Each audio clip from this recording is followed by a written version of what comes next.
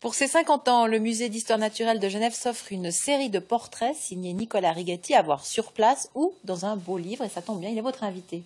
Effectivement, il s'est amusé donc à croquer les portraits des visiteurs du musée à côté des vrais stars de ce musée qui sont bien sûr les animaux naturalisés. Mention spéciale pour Ali l'alligator qui pose à côté des employés de ce musée. Et donc, cette belle démarche très réussie montre l'attachement des Genevois au Muséum d'histoire naturelle. Bonjour Nicolas Righetti. Bonjour. Pourquoi vous avez eu l'idée de mettre les gens dans les dioramas, c'est comme ça qu'on dit, Oui, dans ces tableaux reconstruits ouais, de l'habitat des animaux? Alors bon, c'est une idée d'abord plus large. On a eu cette idée donc pour le 50e anniversaire du musée. C'était l'idée d'abord de faire 3 expositions. La première, c'était donc les invités, les gens qui viennent au musée et qui viennent se faire photographier à l'intérieur des dioramas. Par la suite, c'était donc les collaborateurs avec Ali, comme vous avez parlé, notre fameux Ali qui a vécu plus de 30 ans au musée. Et par la suite, c'était aussi les personnes qu'on voulait un petit peu people, connues et moins connues, et qui choisissent leur animal. Et vous, si vous aviez dû vous faire prendre en photo, vous auriez pris quel animal, Nicolas Righetti? Alors ça, c'est une bonne question. Le choix était tellement large, mais j'aime beaucoup le poisson-chat qui est extrêmement très plat, et peut-être que c'est cet animal que j'aurais choisi. On va entrer dans le livre, mais juste avant, revoir ces images incroyables du déménagement du musée il y a donc 50 ans. Ce sujet est signé Katia S. C'est un véritable événement à Genève. 1966-1967, le Muséum d'histoire naturelle déménage des Bastions à Malagnou. 50 ans déjà. L'occasion de relire l'histoire et d'inventer. S'intéresser aux animaux qui ont marqué le visiteur, à l'image de la tortue à 2 têtes ou encore d'Ali, l'alligator arrivé au musée dans les années 60, dont on découvre l'histoire. Je l'ai vu pour la première fois dans un bac qui était à peu près de cette grandeur. Il était petit, mais il était dans un triste état. Ali qui devient aujourd'hui la vedette d'une expo. Inviter un artiste, Nicolas Righetti, à venir photographier les gens qui y travaillent et nous permettre de découvrir une autre facette du musée. On s'est servi d'Ali comme guide pour finalement faire découvrir au public des coulisses dont ils n'ont pas accès. Et les protagonistes qui accompagnent Ali sont les collaboratrices et collaborateurs du musée en fait. Mettre aussi en scène petits et grands qui ont visité le muséum et permettre la rencontre improbable entre un animal empaillé et un humain. C'est Alice au Pays des Merveilles, c'est l'idée notamment pour les publics, ils peuvent passer dans les décors, là où c'est toujours interdit. Cette petite fille, on lui a permis de rentrer dans le décor, dans un diorama, et donc elle est dans la scène avec les morses, elle semble s'en amuser, elle est un peu au théâtre, elle est dans son imaginaire de petite fille. Et puis il y a aussi ses personnalités, Nicolas Bidot, Zepp, Joël Dicker et bien d'autres encore, qui se dévoilent au travers de l'animal qu'ils ont choisi d'immortaliser à leur côté.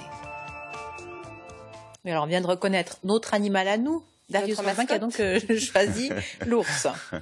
Exactement. Alors, moi, je trouve que d'abord, c'est un très bel animal. C'était l'ours. Vous parlez de l'ours, donc. Ouais. L'ours, oui, je parle de l'ours. Darius, bien sûr, aussi. Mais, mis à part ça, je trouve que l'animal est magnifique. Pourquoi? Parce que d'abord, il a une puissance énorme, et c'est en fait le dernier ours qui a vécu au Salève, tué en 1821.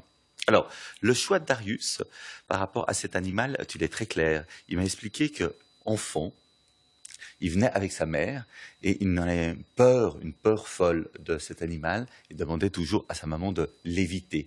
Mais en même temps, au fond de lui, il avait quand même senti cette grandeur, cette puissance. Et lors du shooting, qu'on a réalisé ça au musée, j'ai été très impressionné par Darius parce qu'il ne s'est pas mis derrière ou devant, il s'est mis vraiment à la même attitude que l'ours. Et je trouve qu'il y a un regard, 40 ans après, je trouve que l'image dont ressort bien en fait ses souvenirs d'enfance. Il y a une autre photo que vous avez choisi de commenter, c'est celle avec Joël Dicker qu'on va découvrir. On l'a vu dans le sujet, Joël Dicker, donc qui choisissait quoi? C'est un aigle royal? Alors c'est un aigle royal, c'est moi qui l'ai choisi. Ah ouais. Oui, alors ça c'est moi qui l'ai. Je trouvais que l'aigle était aussi symbole de réussite et je pensais que ça irait bien pour le personnage. Et j'aime bien cette image parce que je trouve qu'elle fait corps avec l'animal. Il y a une troisième image que vous avez choisie pour la couverture du livre. Cette fois-ci, ce n'est pas une personnalité, c'est un visiteur. Il s'appelle John, je crois. Oui. Et on le découvre. Donc lui, il est costumé. On est d'accord qu'il n'est pas dans son habit naturel. Oui. Alors là, c'est tout un travail qu'on a travaillé ensemble. On est en fait dans un diorama. On voit qu'on est là à Angkor Wat, on est au Cambodge. John a un habit asiatique. Et c'est ça un peu de la magie, c'est-à-dire qu'on rentre de nouveau dans ces dioramas. Ça a été facile d'ailleurs de pouvoir entrer au départ, non. Parce que c'est le rêve de tous les enfants oui, quand on est au musée. C'est le rêve de tous les enfants. Ou le cauchemar, pour ça. Ou le cauchemar, ouais. Ouais. Et souvent, quand je photographie justement les invités à l'intérieur justement de ces dioramas, il y a tous les enfants derrière qui disent « Maman, maman, moi aussi j'aimerais ». Et la maman dit « Mais non, c'est le temps de la photo ». Et c'est ça, ce moment magique fait que c'est justement le moment où on va photographier ce moment-là. Et j'aime beaucoup cette image parce que donc je photographie le décor qui existe déjà, mais moi je mets en scène la personne photographiée.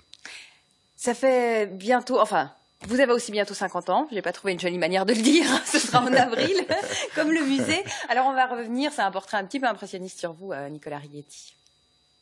Une passion pour l'ailleurs et un regard facétieux, le travail artistique du photographe commence en Corée du Nord où il se découvre une passion pour les figures politiques mégalomanes et totalitaires. Une passion qui l'emmènera sur les traces de Sapamurat Niyazov, dictateur turkmène. Niyazov is everywhere. The dictator is outside, inside, on the statue, on the spaghetti, on the... well, is everywhere. Après un détour par les anonymes, ou plutôt les homonymes, à l'occasion du 500e anniversaire de la naissance de Calvin en 2009, il réalise le portrait de 40 Calvins sur 5 continents.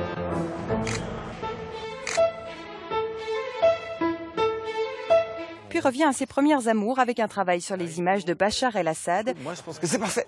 qu'il expose au Pâquis à Genève. Stop! Merde. Trop loin. Reviens, reviens. En 2014, il croque un pays presque imaginaire mais au faste bien réel, la Transnistrie, qu'aucun autre État ne reconnaît. La télévision transnistrienne connaît bien Nicolas Righetti. C'est fantastique. Oui, c'est en français, c'est exceptionnel.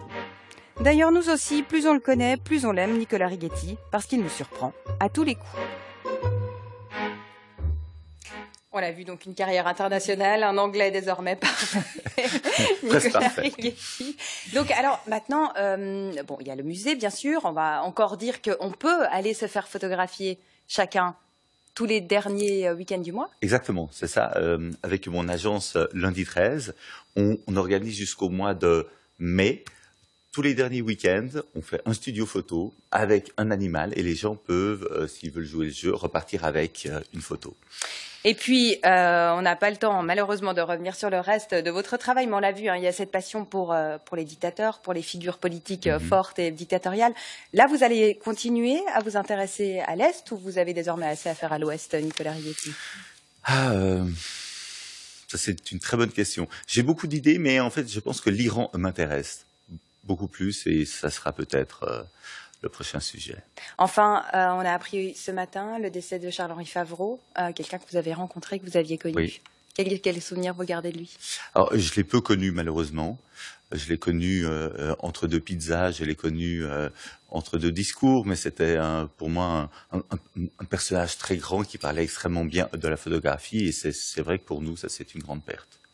Merci beaucoup Nicolas Righetti. On l'a dit, donc des ateliers toutes les fins de mois jusqu'au mois de mai où vous pouvez découvrir l'exposition. Sinon, le livre est disponible aussi. Il s'appelle Visite guidée à l'occasion des 50 ans du Muséum d'histoire naturelle de Genève. Merci et à bientôt. Merci à vous. Merci beaucoup à tous les deux.